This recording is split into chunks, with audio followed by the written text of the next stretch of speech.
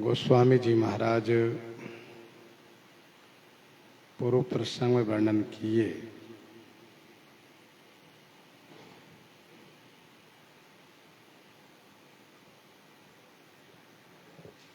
सभी को श्री सीताराम जी का स्वरूप मान करके हाथ जोड़ करके प्रणाम किए तथा सबसे यह कहा कि आप सभी मुझे श्री राम जी का दास जान करके सब मिल करके मेरे ऊपर कृपा कीजिए।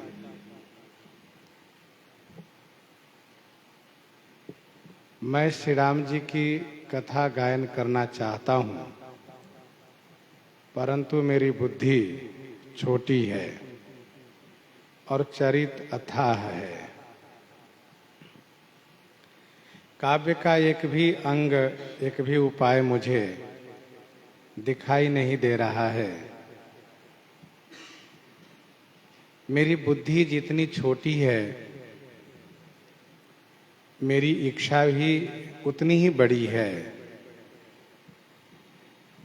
मैं सज्जनों से प्रार्थना करता हूँ कि वे मेरी धृष्टता को क्षमा करेंगे और मुझ बालक के वचन को मन लगा करके सुनेंगे। बालक जब तोतली वाणी से कुछ कहता है तो माता पिता सुन करके बड़े प्रसन्न होते हैं। वैसे सज्जन हमारे माता पिता के समान हैं।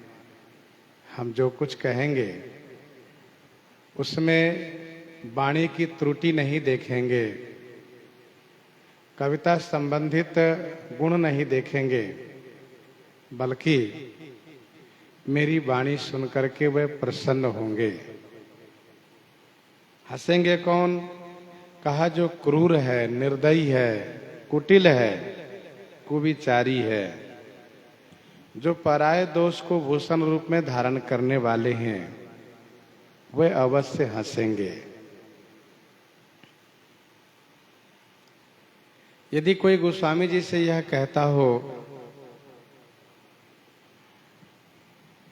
कि आप स्वयं कविता बना रहे हैं, आप स्वयं कविता को पढ़ करके आनंदित होइए, तो इस संदर्भ में गोस्वामी जी कहते हैं कि निज कवित केहि लागन नीका सरस हो अथवा अति फीका। निज कवित केहि लागन नीका सरस हो अथवा अति फीका। निज कवित माने अपनी कविता किसको अच्छी नहीं लगती है। सरस माने रसीली कविता हो अथवा अत्यंत फीकी कविता हो।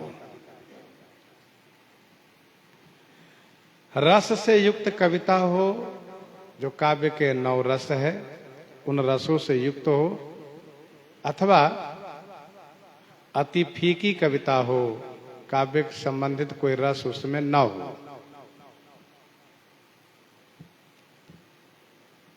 अपनी बनाई हुई कविता सबको अच्छी लगती है।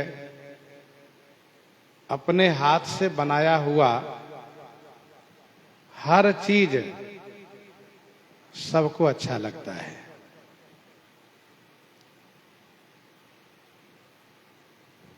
जे पर भनित सुनत हर साही, जे पर भनित सुनत हर साही, ते बर पुरुष बहुत जग नाही।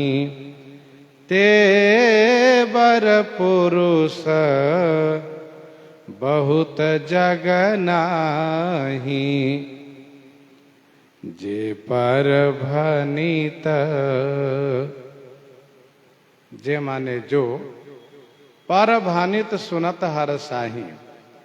पर भानित माने दूसरों की कविता सुन करके हर साही माने प्रसन्न होते हैं।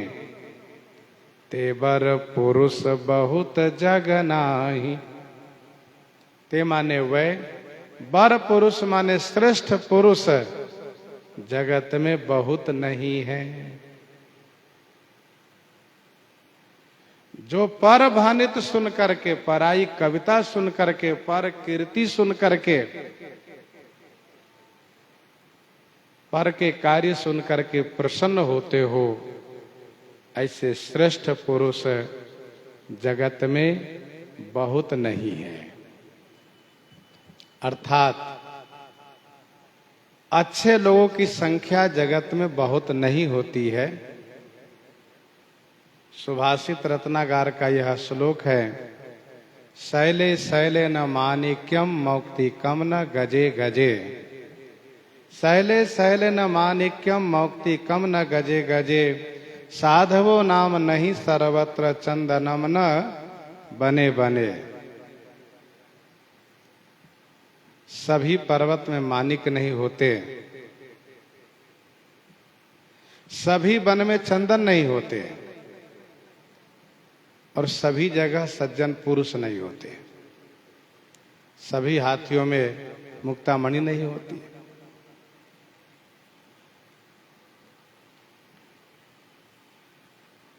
दोहावली 348 में गोस्वामी जी ने कहा, जलचर थलचर गगन चर। जलचर थलचर गगन चर, देव धनुज नर नाग। उत्तम मध्यम अधम खल, 10 गुण बढ़त विभाग। उत्तम की संख्या बहुत कम होती है। नर सहस्र मह सुनहु पुरारी, को एक होई धर्म व्रत धारी। जे पर भनित सुनत हर साही, ते बर पुरुष बहुत जग नाही। जग बहु नर सर, सरि सम भाई। जे निज बाढ़ी, बढ़हि जल पाई। जग बहु नर सर, सरि सम भाई। जे निज बाढ़ी,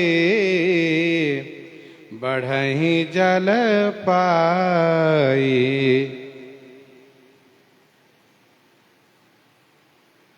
जग बहु नर सर सरि सम भाई, जे निज बाढ़ि बढ़हि जल पाई।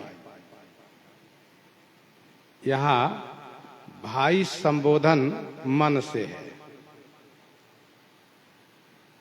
बुद्धि मन से कह रही है, हे भाई, जग सर सरि सम बहु नर।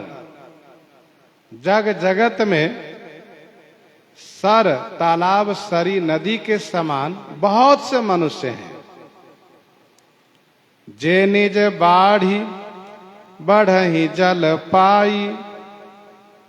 जे जल पाई निज बाढ़ी बढ़हि। जे माने जो जल पा करके अपनी बाढ़ से बढ़ जाते हैं।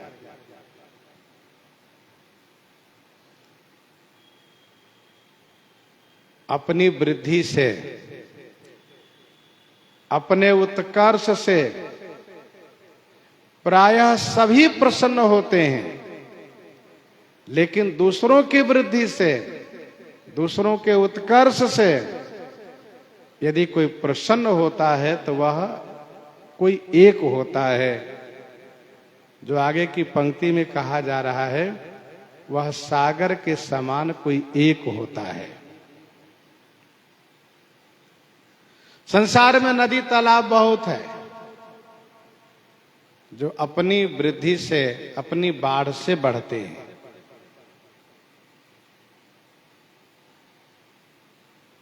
क्षुद्र नदी बरी चली तोराई, जस थोरे धन खल इतराई। थोड़ी सी विद्या, थोड़े से धन पा करके अभिमानी हो जाते हैं, दूसरों को हानि पहुंचाने लगते हैं।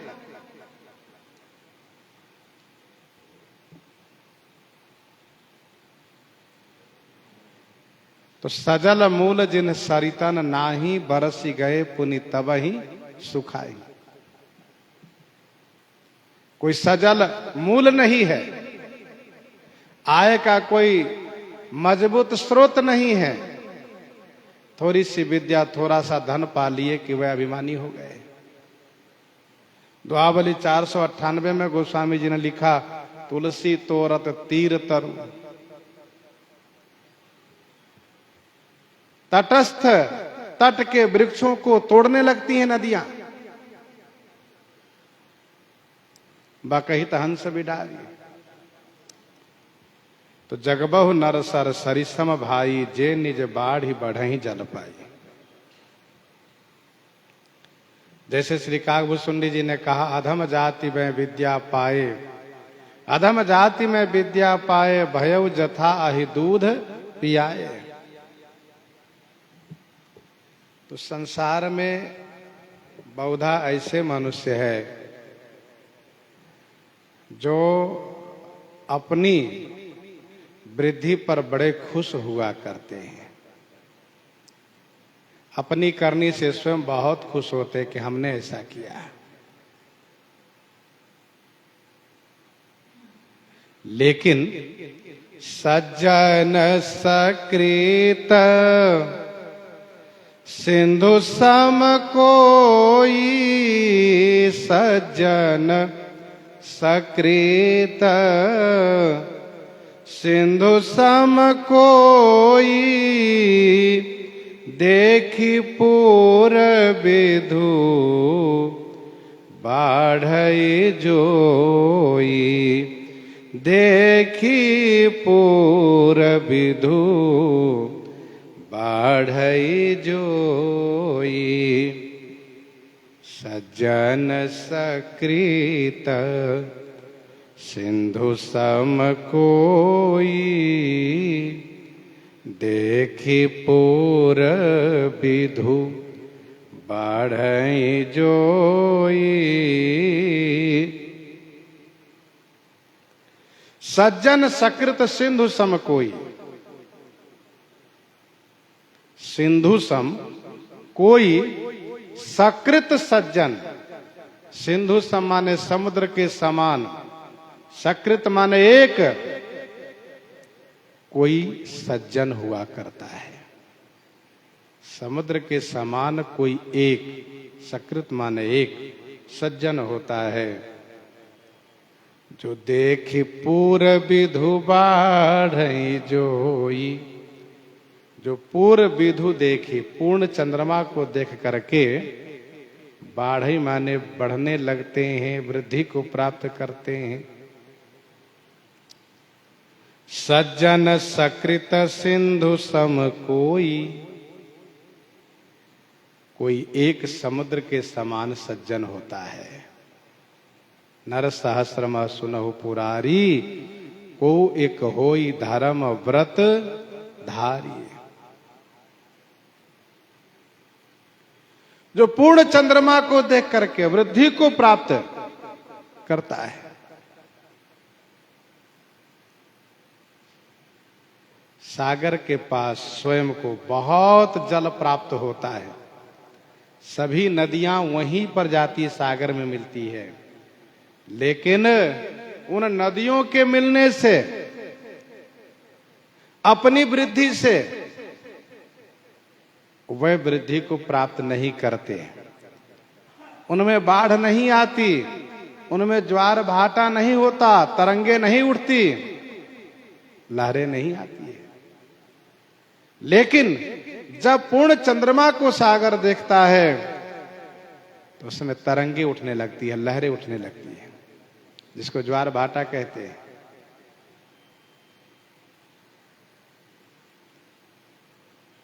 गोस्वामी जी कहना यह चाहते हैं कि सज्जन लोग समुद्र के समान है, जो काव्य रूपी चंद्रमा को देख करके आह्लादित होंगे, आनंदित होंगे।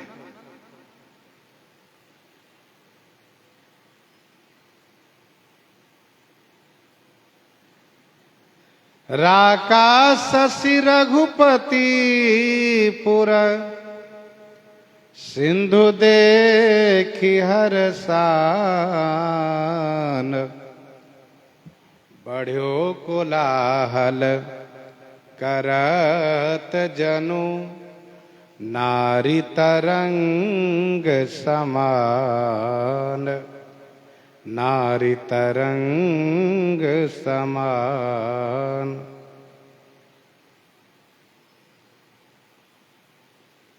कौशिक रूप पयोनिधि पावन, प्रेम बारी अवगाह सुहावन, राम रूप राकेश निहारी, बढ़त बीच पुलकावली बारी। यह जो दो उदाहरण है, इसमें स्पष्ट दर्शाया गया है कि समुद्र को कितना हर्षोल्लास प्राप्त होता है।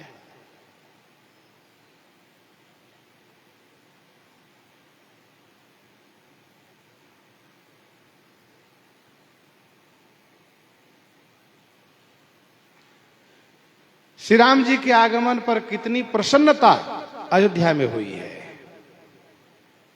तथा श्री राम जी जब धनुष भंग किए हैं तो श्री विश्वामित्र जी को कितनी प्रसन्नता हुई है, वहां गोस्वामी जी ने उदाहरण दिया है। श्री राम जी पूर्णिमा के चंद्रमा है, श्री अयोध्या जी सागर है, और अयोध्या की जो नारियां हैं वही तरंगे हैं। राका शशि रघुपति पुरा सिंधु देखी हरसान, बढ़्यो कोलाहल करत जनु नारी तरंग समान। श्री विश्वामित्र जी का स्वरूप पवित्र सागर है, श्री राम जी के रूप यह पूर्ण चंद्रमा है, और श्री विश्वामित्र जी रूपी सागर में जो उनमें प्रेम है वही तो जल है। जो रोमांच हो रहा है, पुलकावली हो रही है, यही तरंगे उठ रही है।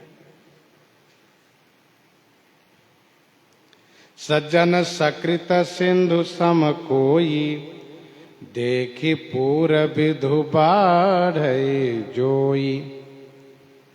फिर कहते हैं, भाग छोट अभिलाष बड़, करऊं एक विश्वास, पहिहि सुख सुनि सुजन जन, खल करिहहि उपहास, खल करिहहि उपहास। भाग छोट अभिलाष बड़, करऊं एक विश्वास, पहिहि सुख सुनि सुजन जन, खल करिहहि उपहास। मेरा भाग्य छोटा है, परंतु मेरी अभिलाषा जो है वह बहुत बड़ी है। मैं एक विश्वास करता हूं, मेरा एक विश्वास है कि सुजन जन सुनी सुख पहिहि, सज्जन जन सुन करके सुख प्राप्त करेंगे, और खल करिहहि उपहास, खल लोग उपहास करेंगे। भाग छोट अभिलाष बड़, करऊं एक विश्वास।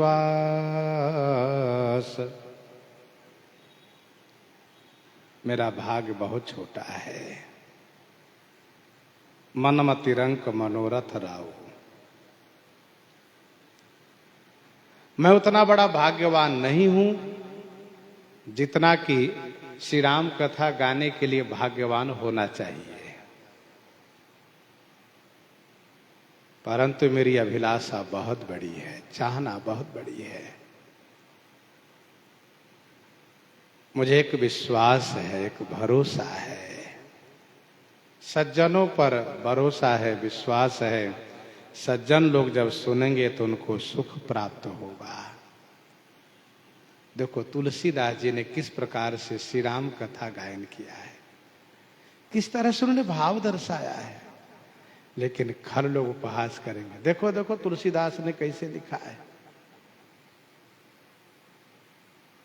ये उपहास करेंगे वे।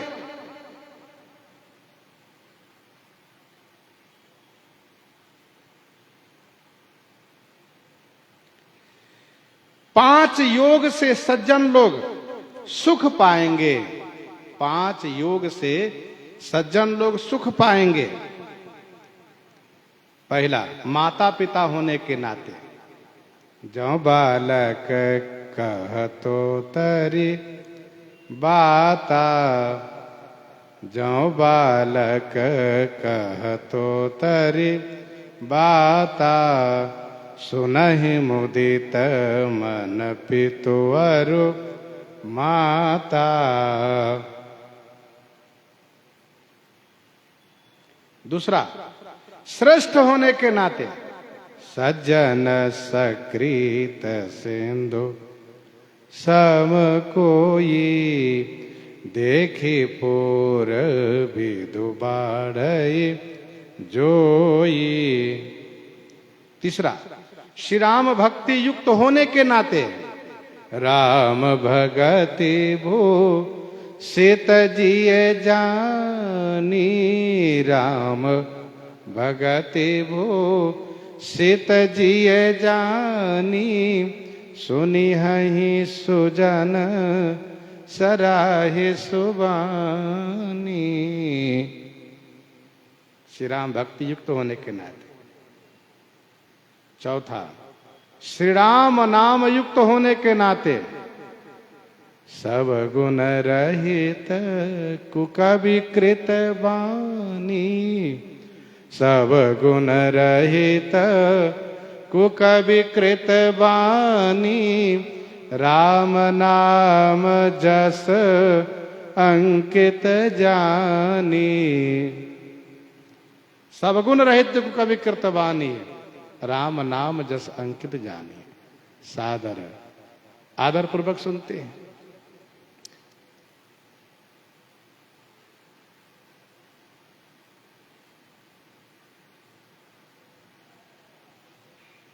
और पांचवा, श्री राम जस से युक्त जान करके। प्रभु सुजस संगति भनीत भली, होई हहि सुजन मन भावनी, होई हहि सुजन मन भावनी। तो पांच योग से सज्जन लोग सुख प्राप्त करेंगे और पांच ही योग से खल लोग उपहास करेंगे। कूर 1, कुटिल 2, कुविचारी 3, जे पर दूषण भूषणधारी 4, और पांचवा है जे निज बाढ़ी बढ़हि जल पाई, जे निज बाढ़ी बढ़हि जल पाई। इन 5 योग से ये उपहास करेंगे। पई हैं सुख सुनि सुजन जन, खल करी हहि उपहास, खल करी हहि उपहास।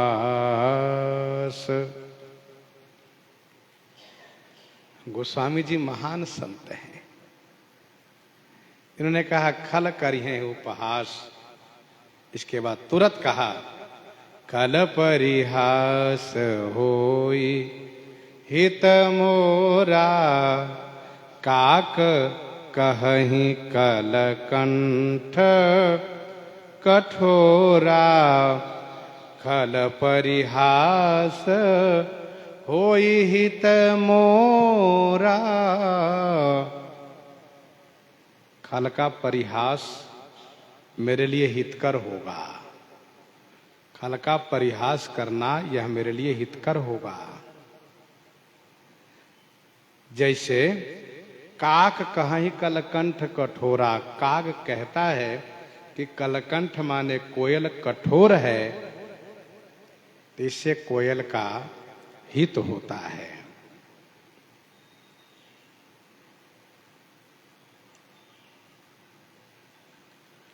खल परिहास होई हित मोरा। क्यों? क्योंकि खल का वचन प्रमाणित नहीं होता है।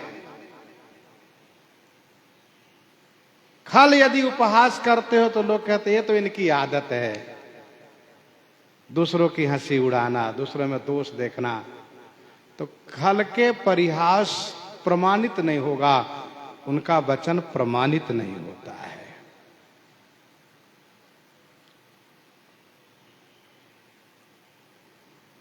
दूसरा भाव यह है कि खल के परिहास करने से होगा यह कि मेरे पाप को वे ले लेंगे। जो जिसका उपहास करता है वह उसका पाप ले लेता है। तो गोस्वामी श्री तुलसीदास जी महाराज खल के उपहास में गुण देख रहे हैं। खल परिहास करेगा तो उसका वचन प्रमाणित नहीं होगा। दूसरी बात यह है कि वह उपहास करेगा तो मेरा पाप लेगा वह।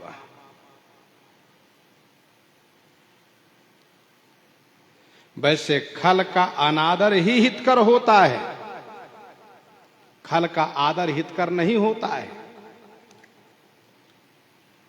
रावण ने कुंभकर्ण को, मेघनाद को हृदय से लगाया, आदर दिया, तो दोनों मारे गए। रावण ने जिसको जिसको आदर दिया सब मारे गए। विभीषण जी को अनादर किया, सुख सारण को अनादर किया, तो ये जीवित रह गए और श्री राम भक्ति पारायण हो गए। खल का आदर कल्याणकारी नहीं है। खल आदर करेगा तो समझ लो कि अपना नुकसान ही है। खल की दोस्ती अच्छी नहीं होती है। वह आदर किया, यदि वह दोस्ती किया तो अपने में मिलाएगा, फिर ये बात सत्य हो जाएगी को न कुसंगति पाई न साई। इसलिए वह आदर न करे तभी ठीक है, अनादर ही करे वह। काक कहें कल कंठ कठोरा। कौआ कहता है कोयल बड़ा कठोर है, तो क्या लोग मान लेते हैं कौआ कोयल कठोर है? काग दिन रात घूम घूम करके लोगों के बीच जाकर कहे कि देखो कोयल बड़ा कठोर है, लोग कहेंगे तो पागल है। जब वही कोयल बोलना शुरू करेगा तो कोयल की वाणी से सब आनंदित हो जाएंगे और काग के लिए कहें कहने वाला खुद ही कठोर है, जो जैसा होता वैसे ही दिखता है, जो जैसा होता वैसे दिखता है। काग कहे कि कोयल कठोर है, क्या लोग विश्वास कर लेंगे? नहीं, उसका वचन प्रमाणित नहीं है, क्योंकि खुद कठोर है वह।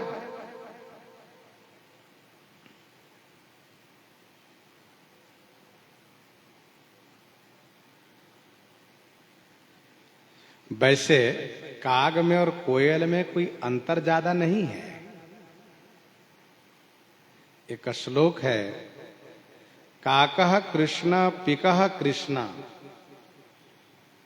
काका कृष्ण पिकः कृष्ण, को भेदो पिक काकयोः। काकः कृष्ण पिकः कृष्ण, को भेदः पिक काकयोः। क्या भेद है? तो कहा प्राप्ते वसंत समय काकः, प्राप्ते वसंत समय काकः, काकः पिकः। बसंत ऋतु आने पर पता चलता है कि काग कौन है और कोयल कौन है। वैसे दुर्जनों के लाख बुराई करने के बाद उसका वचन प्रमाणित नहीं होता है। समय आने पर यह प्रकट होता है कि ये सज्जन है, ये दुर्जन है।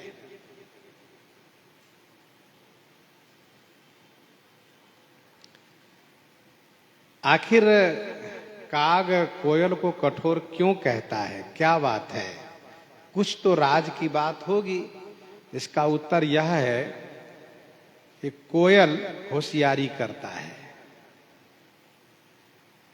काग के अंडे को गिरा देता है, काग के अंडे को गिरा देता है और अपने अंडे को वहां रख देता है।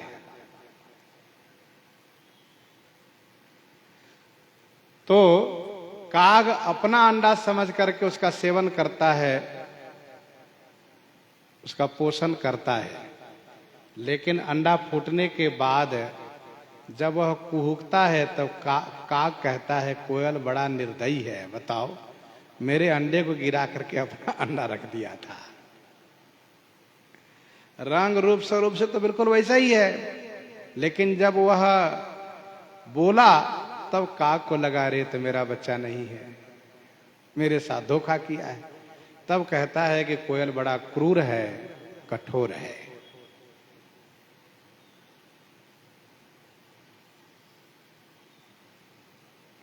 इसलिए काग बहुत गोपनीय स्थान में और बहुत छुपा करके अंडा अपना रखता है।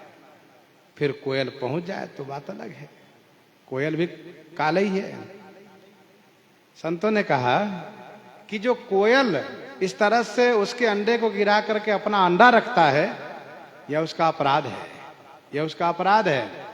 लेकिन काग जो उसको अपशब्द कहता है कि कठोर है, कठोर है, क्रूर है, यह जो गाली देता है, इससे उसके अपराध का मार्जन हो जाता है। उसके अपराध का मार्जन हो जाता है, अर्थात उसकी बुराई करने से उसका अपराध समाप्त हो जाता है। तो स्वाभाविक है कि काव्य में खल के दोष को वर्णन किया गया है, खल के दोषों को कहा जाता है, खल ऐसे हैं वैसे हैं। तो किसी का भी दोष कहना यह अपराध हो जाता है। भाई गुण कहिए तो पुण्य है और दोष कहिए तो ये पाप है, अपराध है। लेकिन जब खल, जिसके दोषों को काव्य में वर्णन किया गया है, वह खल जब यह कहता है कभी बड़ा कठोर होता है, निर्दयी होता है। बताओ मेरे बारे में सब खुल के कर दिया, कह दिया। तो लोग रामायण पढ़ेंगे तो कह देंगे देखो खल है। वैसे कैसे पता चलता है खल है हम? लेकिन अब रामायण पढ़ेगा तो उसको पता चल जाएगा। जरें सदा पर संपर देखी, काहू की जो सुनहि बढ़ाई, श्वास लई जन जूड़ी आई। जब काहू को देखे पति, सुखी भय मानव जग नृपति। स्वार्थ रथ परिवार विरोधी, लंपट काम लोभ अति क्रोधी। माता पिता गुरु विप्र न माने, आप गए और तीनों घाले। इस प्रकार से जो रामायण पढ़ेंगे तो वो जान जाएंगे खल ऐसे हैं। तो खल को इस बात को लेकर के बुरा लगता है कि बताओ मेरे बारे में लिख दिया इन्होंने, तो वह कवि की बुराई करता है, कवि की निंदा करता है। तो इससे कवि का दोष समाप्त हो जाता है, कवि का पाप समाप्त हो जाता है। इसीलिए गोस्वामी जी ने कहा खल परिहास होई हित मोरा, काक कहि कलकंठ कठोरा। दोहावली 436 में गोस्वामी जी महाराज ने यह लिखा कि मधुर बचन कटु बोली बो, मधुर बचन कटु बोली बो, बिनु श्रम भाग अभाग। कुहु कुहु कलकंठ रव, काका कररत काग। मधुर वचन कटु बोलिबो, बिनु श्रम भागा भाग। कुहु कुहु कलकंठ रव, काका कररत काग। बड़ी अच्छी शिक्षा गोस्वामी जी ने दी है वहां पर कि अपना भाग्य और दुर्भाग्य अपने हाथ में है। यदि मधुर बोलते हैं तो यह सौभाग्य है, कटु बोलते हैं तो दुर्भाग्य है। मधुर वचन कटु बोले वो बिनु श्रम भाग अभाग। काग कांव कांव करता है और कोयल कुहुकता है। कोयल सबके लिए प्रिय है, काग अप्रिय है।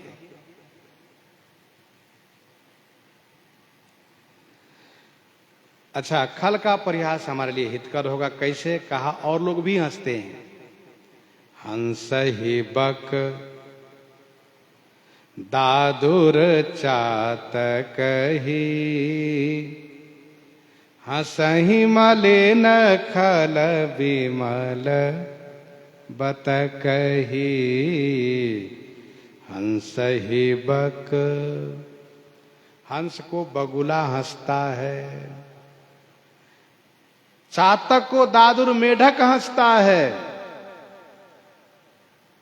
खल विमल बतकही, विमल वार्ता पर जो मलिन खल है वह विमल वार्ता, निर्मल वार्ता, धर्ममय वार्ता सुनकर के हंसता है। हंस ही बक दादुर, यहां पर दादुर और गादुर दोनों पाठ है। दादुर पाठ इसलिए रखा गया क्योंकि दादुर और चातक मेघ के प्रेमी है, लेकिन चातक का अपना टेक है,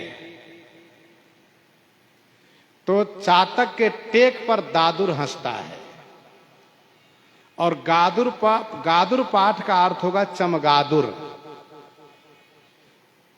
दादुर मेढक में नहीं माना जाता है, लेकिन चमगादुर चरम मेढक पक्षी में नहीं माना जाता है, लेकिन चमगादुर पक्षी में माना जाता है। लेकिन कुछ संतों ने यह कहा कि चमगादुर पक्षी जैसे है भी नहीं, उसके कान होते हैं, वह हवा में उड़ता है और प्रकाश में उसको दिखता नहीं, कहीं चिपका रहता है, उल्टे टंगा रहता है, अंधेरे में उड़ता है वह।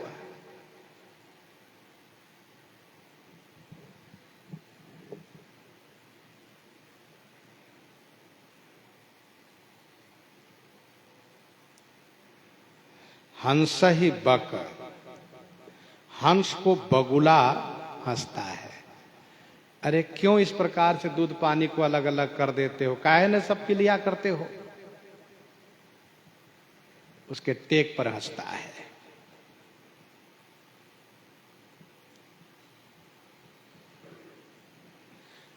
खल क्रूर है, इसलिए प्रथम चौपाई में यह कहा कि का कहें कलकंठ कठोरा। खल कुटिल है, इसलिए कहा हंस ही बक दादुर चातक ही। दादुर चातक ही में खल की कुविचारी, खल कुविचारी इसलिए कहा दादुर चातक ही।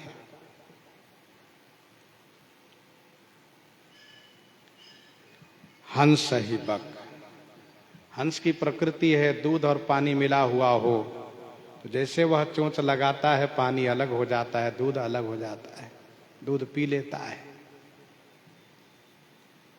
बगुला ऐसा नहीं कर सकता। बगुला कहता है तुम्हारी प्रसिद्धि इसीलिए है कि तुम अलग अलग करके पी लेते हो, एक साथ पियो तो हमारा भी सम्मान बढ़े। अरे हमारे में और तुम्हारे में थोड़ा ही तो अंतर है।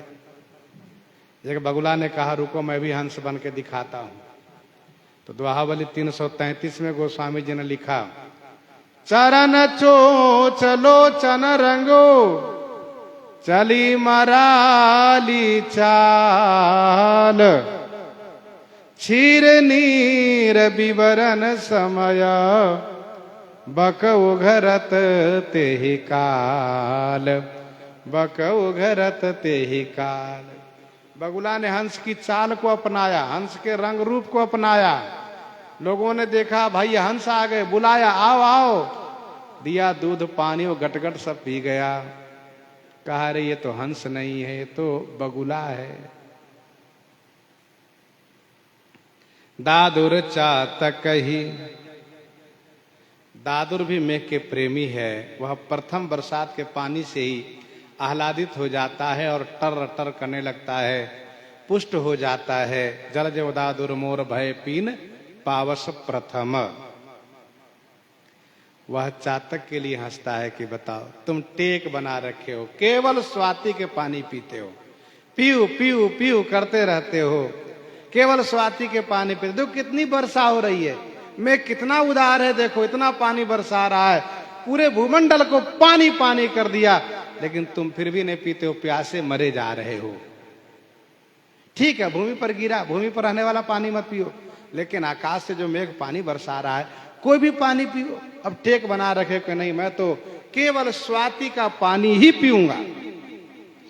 दुआवली 277 से लेकर के 313 तक चातक की अनन्यता को लेकर के गोस्वामी जी ने दोहा लिखा है। एक भरोसो एक बल एक आस विश्वास, एक राम घन श्याम हित चातक तुलसीदास, चातक तुलसीदास। प्यासा ही मर जाए जब तक चातक जीता है, स्वाति जल के छोड़ और कछु नहीं पीता है। तो दादुर चातक को, बगुला हंस को हंसता है। वैसे ही खल लोग, जो मलिन स्वभाव वाले खल हैं, वह निर्मल वार्ता, धर्ममय वार्ता को सुनकर के हंसी में उड़ा देता है, क्योंकि जे पर दूषण भूषण धारी है यह।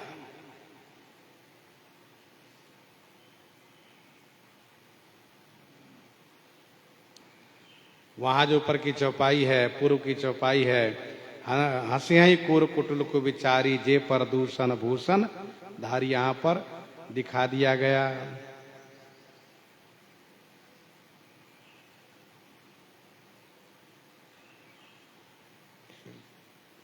खाल तीनों से निंदा करता है, खाल तीनों से निंदा करता है।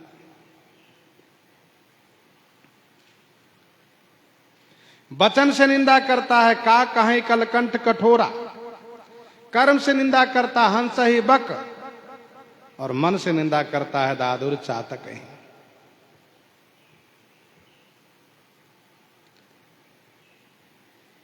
ध्यान दीजिएगा, बत कही शब्द मानस जी में 7 स्थान पर गोस्वामी जी ने दिया है, और वैसे व्यवहारिक जगत में बत कही शब्द को बहुत हल्के करके लोग देखते हैं, कहते क्या बत कही में लगे हुए हो, लेकिन मानसकार ने बत कही शब्द को धर्ममय वार्ता से जोड़ा है।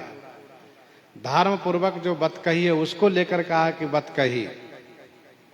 7 और 7 स्थान में यह शब्द गोस्वामी जी ने रखा है। और वैसे श्रीमद् रामचरितमानस जी में 7 सोपान है, मानो एक एक सोपान के लिए एक एक शब्द रखा है। हंस ही बकदादुर चातक ही, हंसे मलिन खल विमल बत कही। एक दूसरा है बालकांड में ही, करत बत कही अनुज सना, मनुष्य रूप लोभान, करत बत कही अनुज सन। तीसरा है अरण्य कांड का प्रसंग है, उत्तरकांड की चौपाई है, 10 कंधर मारीच बत कही, जही विधि भई सो सब ते ही कही। चौथा है किष्किंधा कांड में यही विधि होत बत कही, आए बानर जूथ। और 5वां है लंका कांड में, सुंदर कांड के प्रसंग में जोड़ सकते हैं, तब बत कही गूढ़ मृग लोचनी। 6वां है लंका कांड में ही, काज हमार तासु हित होई, रिपुसन करहु बत कही सोई। और उत्तर कांड में गोस्वामी जी ने लिखा, निज निज गृह गए आयसु पाई, निज निज गृह गए आयसु पाई, बरनत प्रभु बत कही सुहाई, बरनत प्रभु बत कही सुहाई।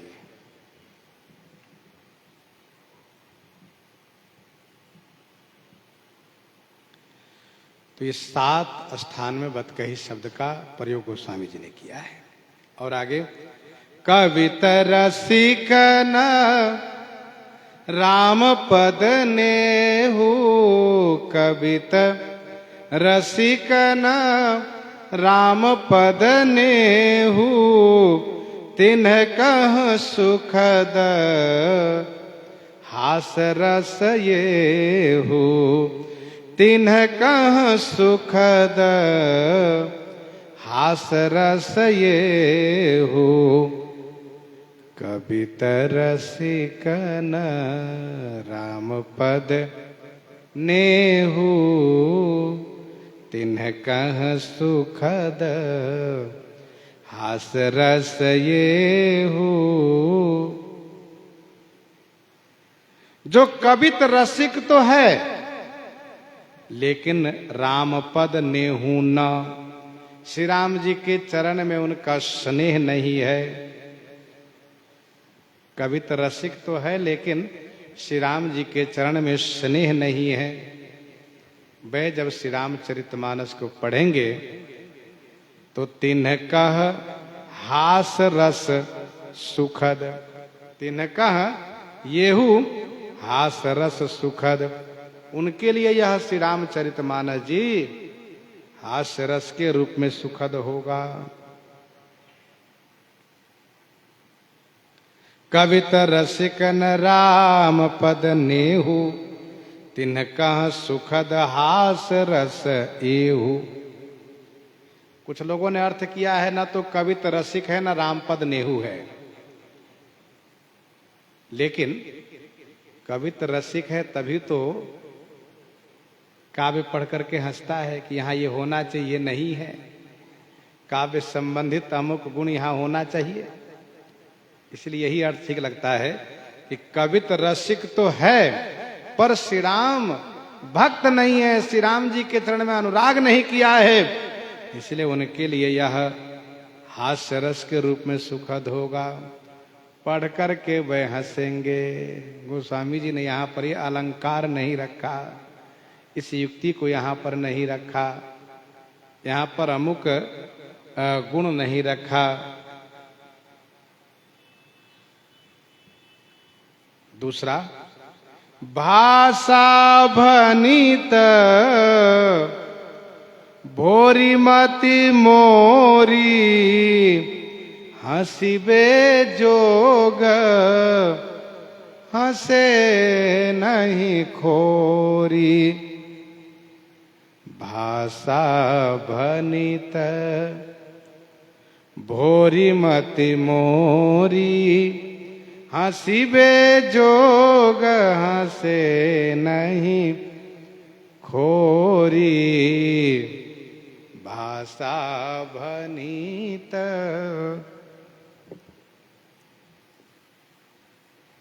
गोस्वामी जी अपनी साधुता का परिचय दे रहे हैं कि जो हंसेंगे उनको हंसना ही चाहिए, क्योंकि मेरी भनिति माने जो कविता है वह भाषा में है, हिंदी भाषा में है, ग्रामीण भाषा में है, विभिन्न क्षेत्रों की भाषा में है। और मेरी मति भोरी,